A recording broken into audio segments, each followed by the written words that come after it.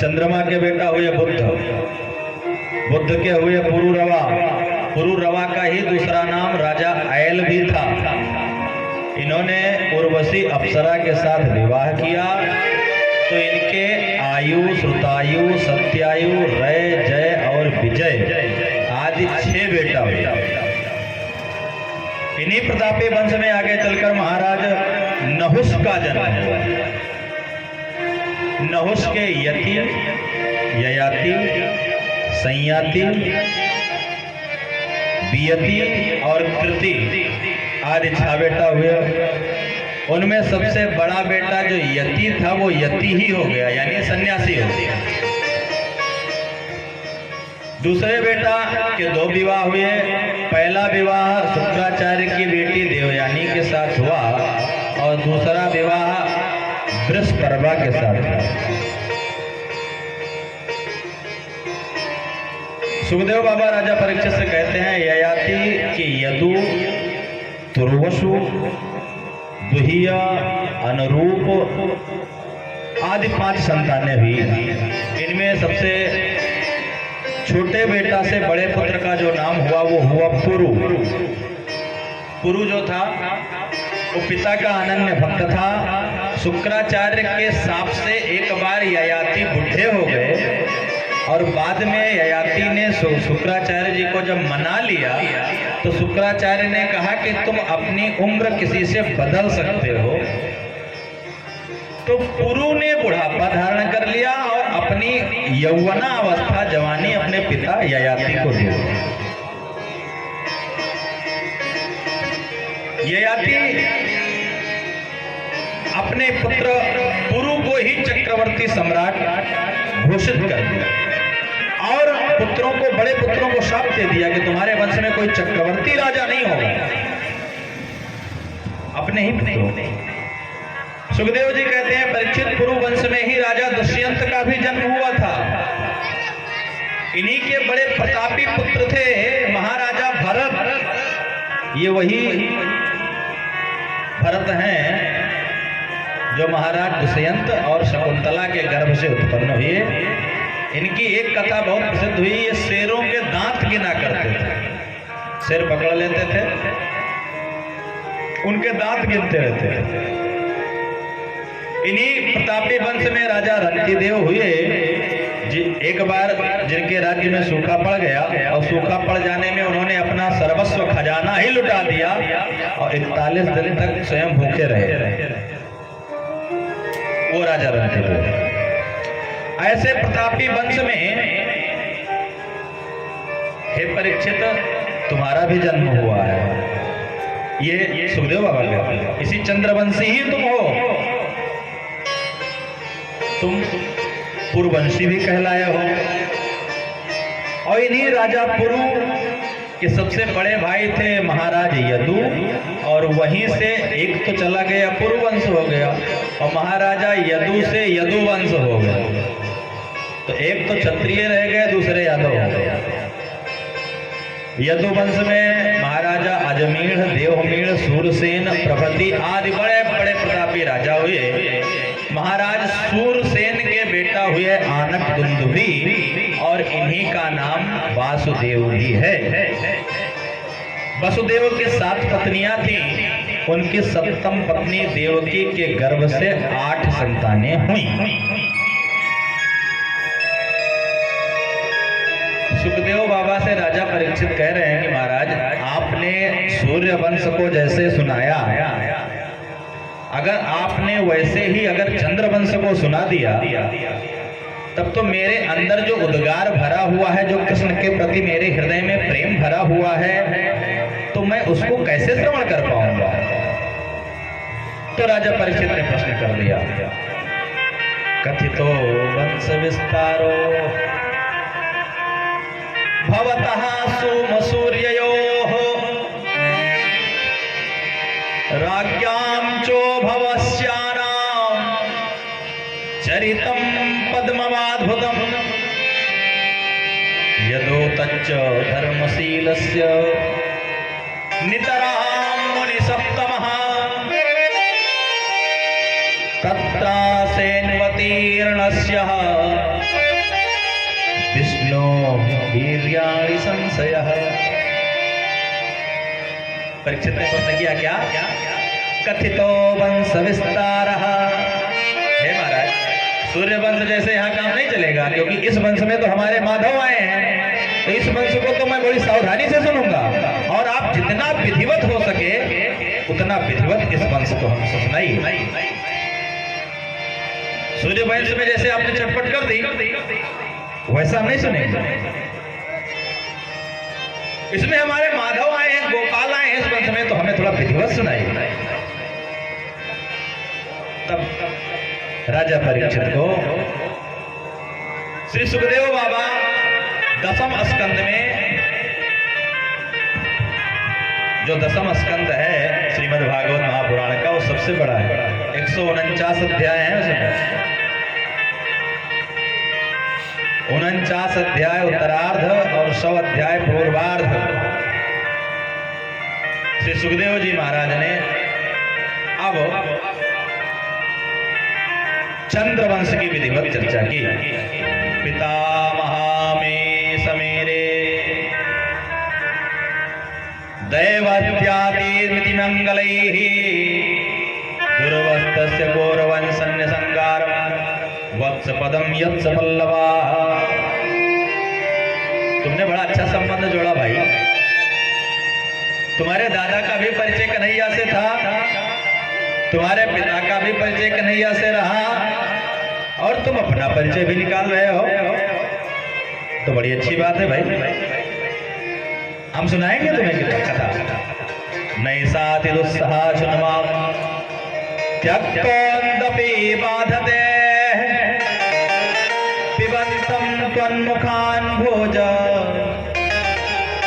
हरि कथा। भगवान की मंगलमयी कथा का गान करने से 3 लोगों का कल्याण होता है। वक्तारम, पृच्छकम, श्रोत्रम, पादसल्लिकम।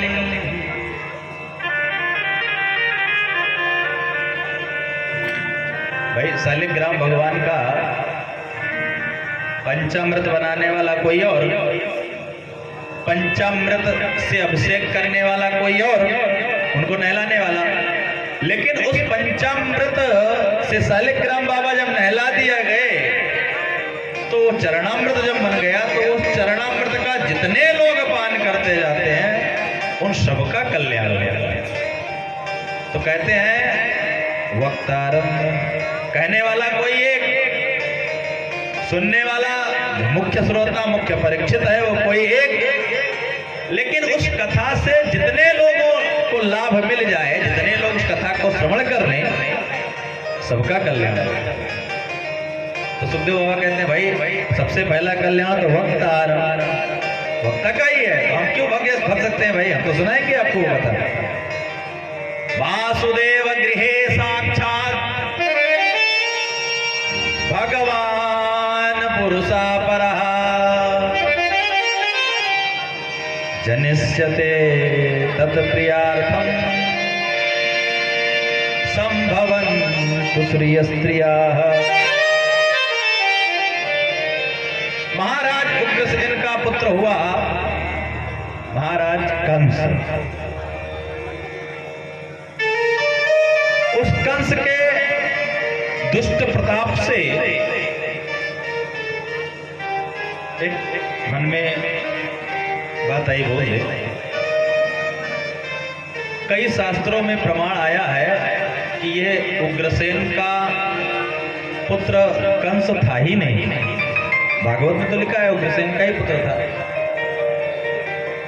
कई अन्य शास्त्रों में प्रमाण मिला है कि महाराज उग्रसेन का पुत्र ये नहीं था। उग्रसेन महाराज तपस्या करने गए थे, एक राक्षस उग्रसेन का ही स्वरूप बनाकर आया और उग्रसेन की पत्नी से संसर्ग किया, जिससे वो संतान उत्पन्न हुई जो कंस हुई।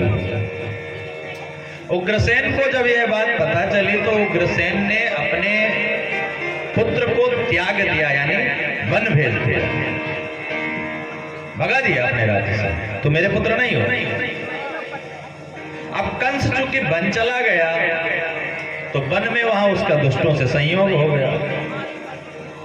दुष्टों से जब संयोग हो गया तो दुष्टों ने सलाह दी, भैया तुम तो उग्रसेन को पुत्र हो, तुम वन वन क्यों भटक रहे हो? तब कंस को ध्यान आया कि हाँ, मैं जब उनका पुत्र हूं तो मैं यहाँ क्या कर रहा हूं? तो उन दुष्टों राक्षसों की सहायता से उसने महाराज उग्रसेन के ऊपर ही आक्रमण, यानी अपने पिता पर ही आक्रमण कर दिया। महाराज उग्रसेन को बंदी बनाया और जेल में डाल दिया। जेल में डालने के बाद स्वयं अपने आप को राजा भी घोषित कर लिया, मैं राजा हूं। और उसका अत्याचार, पापाचार, व्यभिचार सब बढ़ने लगा। सारे देवता परेशान, सारे देवता मिलकर के ब्रह्मा जी के संग भगवान की आराधना करने लगे। सब भगवान से आराधना कर ही रहे थे तो ब्रह्मा जी के हृदय में प्रभु का आदेश हुआ, क्या कि वासुदेव गृहे साक्षात् भगवान पुरुषः परः। भगवान वासुदेव गृहे, भगवान किसी के घर आते हैं क्या?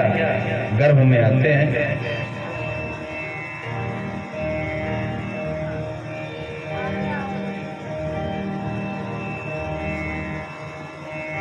वसुदेव गृहे जाता न गृहम गृह मित्याहु गृहिणी गृह मुच्यते है। ईंट पत्थरों के घर को घर नहीं कहा जाता। जो आपकी गृहिणी है, अर्धांगिनी है, वही आपका घर है। तो वासुदेव गृहे यानी वासुदेव नहीं, देवकी गृहे, देवकी गर्भे। ब्रह्मा जी को आदेश हुआ कि वासुदेव के घर भगवान आने वाले हैं, तो देवताओं तुम लोग भी देरी न करो, तुम लोग भी वहीं चले जाओ साथ ही में, चाचा बनकर, दादा बनकर, किसी भी प्रकार से वहां पर तुम लोग भी जन्म लो। कंस ने देखा भाई हमने पिताजी को पकड़कर बंदी बना दिया है, तो पिताजी को बंदी बनाया तो मेरी छवि थोड़ी समाज में बड़ी खराब हो रही है भाई, क्या करें जिससे मेरी छवि थोड़ी सुधर जाए। तो एक दिन राजा उग्रसेन के भाई थे देवक, तो देवक की पुत्री थी देवकी। तो एक दिन अपने चचेरी बहन की पर नजर पड़ी कंस की, तो कंस ने कहा इसका विवाह करता हूं और इसी में कुछ नाटक करता हूं जिससे कुछ समाज, कुछ पब्लिक हमारी ऊपर प्रभावित हो जाए। हाँ ये सही है, तो शादी करें किससे? अब कंस जिसके यहाँ शादी के लिए जाए वो शादी के लिए मानेगा? तो कंस के मित्र थे आनक दुंदुभि यानी वसुदेव। तो कंस ने अपने मित्र वसुदेव से कहा, तो वसुदेव ने कहा भैया मेरा 6 विवाह हो चुका है, मैं अब कैसे विवाह कर सकता हूं, कितना विवाह करूंगा भाई? तो कंस ने कहा जब 6 कर लिए तो एक करने में और क्या दिक्कत है भाई, एक और करो। तो वसुदेव ने सोचा अगर हाँ करते हैं तभी हम जिंदा बच सकते हैं, अगर मना करेंगे तो इसकी जो अपने पिता को जेल में डाल सकता है, कारागार में डाल सकता है, मेरे साथ क्या सुलूक करेगा। तो बड़े दबाव में वसुदेव ने देवकी के साथ विवाह करने के लिए हाँ कह दिया। बड़े धूमधाम के साथ इसने अपनी चचेरी बहन का विवाह कंस ने किया।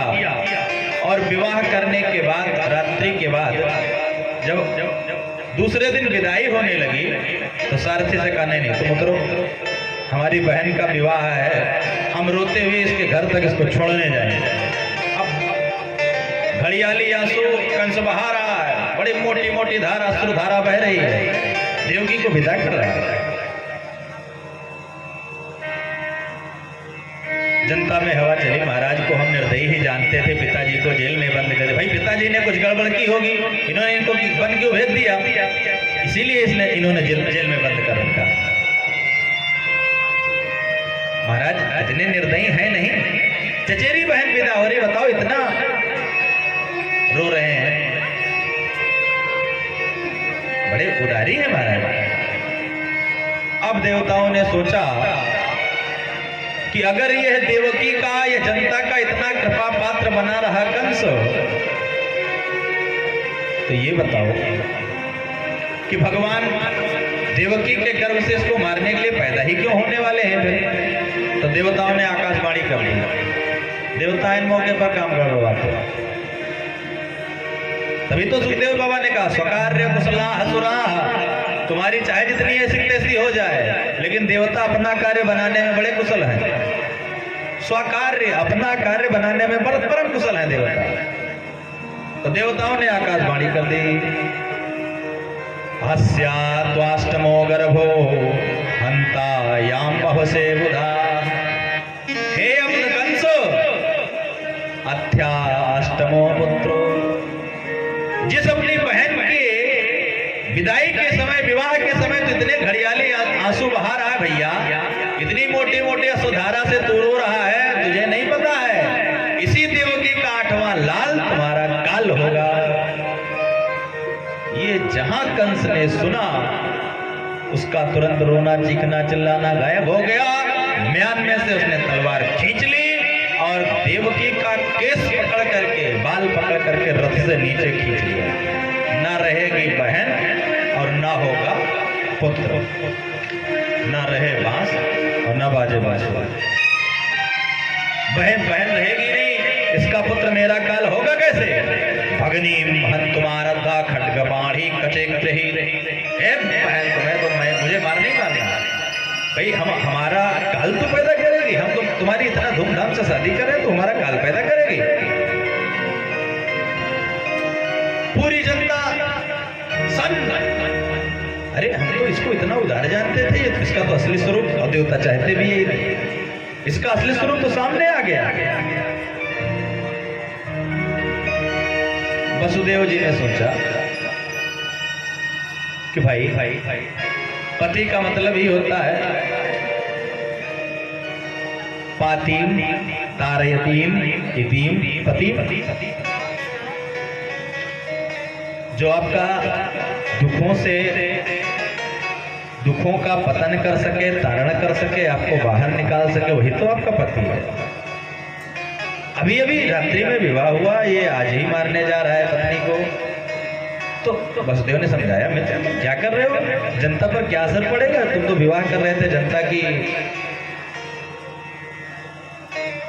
सहानुभूति लेने के लिए, और तुम जनता पर क्या असर पड़ेगा? अरे एक तो पहले तो बात तुम्हारी भगनी, तुम्हारी बहन, दूसरी बात अभी इसके शरीर से मांगलिक चिन्ह भी नहीं उतरे हैं, अभी तो ये विदाई के समय पर है।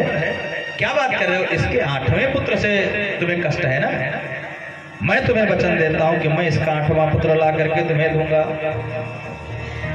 ऐसा तवानुजो बाला कृपणा पुत्र कोपमा हंतुम नरहसि कल्याणी मिमाम चादीन वत्सला। 8वां पुत्र इसको होगा भी कि नहीं होगा, तुम अभी से पाप क्यों कर रहे हो भाई? कंस एक बात तो जानता था कि आनक दुंदुभी यानी वसुदेव जीवन में कभी झूठ नहीं बोला। अगर ये कह रहा है तो जरूर ये लाकर देगा। वसुदेव ने अपने छल से, बल से, बुद्धि से, जैसे तैसे उस मामले को शांत करके वहां से देवकी को लेकर अपने घर आया। वसुदेव ध्यान रहे, मुझे पुत्र चाहिए। पुत्रान् समर्पयेस्य यतस्ते भयमुस्थितम्। कालांतर में देवकी और वसुदेव के गर्भ से एक पुत्र का जन्म हुआ। देवकी रोती रही, चिल्लाती रही, लेकिन वसुदेव वचन के चूंकि बद्ध थे, वचनबद्ध थे, तो वो ला करके कंस के हाथों में उस पुत्र को सौंप देते। कंस ने कहा, वसुदेव तुम अपनी बात के पक्के निकले, मुझे इस बात की खुशी है, मुझे इससे कोई कष्ट नहीं है भैया, मुझे तो 8वें से कष्ट है, 8वां लाकर ईमानदारी से मुझे दे दो। वसुदेव लौट ही रहे थे, तब तक नारद जी प्रवेश कर गए कंस के पास। एक कमल का फूल घुमाते हुए कमल का पुष्प वसुदेव के हाथ में दे दिया नारद जी ने। राजन, इस कमल के पुष्प में कितनी पंखुड़ियां हैं, थोड़ा गिनिए जरा, हमारी कुछ गणित कमजोर सी हो रही है इससे। कंस ने गिनना प्रारंभ किया। महाराज इसमें तो 8 पंखुड़ी हैं। नहीं नहीं, तो यहाँ से गिनो जरा। तो महाराज यहाँ से भी गिन रहा हूँ तो 8 ही है। यहाँ से नहीं, इधर से गिनो। तो इधर से गिनना हो तो महाराज 8 ही है। महाराज को समझ में आ रहा है? हाँ हाँ महाराज, बिल्कुल समझ में आ रहा है। बुलाओ बुलाओ वासुदेव को। अरे भाई, पहला भी 8वां हो सकता है, 8वां भी पहला हो सकता है। बुलाओ वासुदेव को तुरंत। देवता तो चाहते ही थे कि इसका जितना जल्दी पाप बढ़े उतना जल्दी माधवा में। मूर्ख और संख हमने पहले दिन निवेदन किया कि दूसरों के फूकने से ही बचते हैं। फूक दिया नारद जी ने, पहला भी 8वां हो सकता है, 8वां भी पहला हो सकता है। तुरंत वासुदेव को बुला करके बालक को छीन लिया और एक पत्थर पर तुरंत गोविंदाय नमो नमः तुरंत दे मारे, मर गया वो। कालांतर में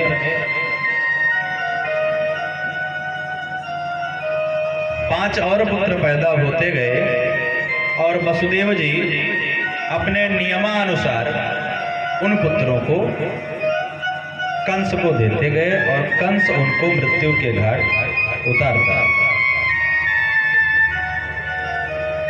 7वां पुत्र जब गर्भ में आया तो भगवान ने अब की बार माया से संपर्क साधा।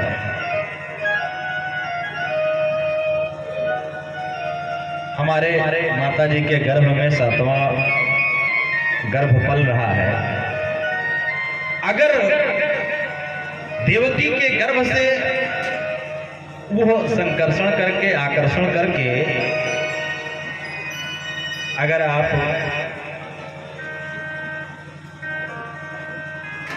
रेवती के गर्भ में डाल दें तो कैसा रहेगा? इस एहसान का बदला मैं जीवन भर नहीं भूलूंगा। आप ये समझ लो,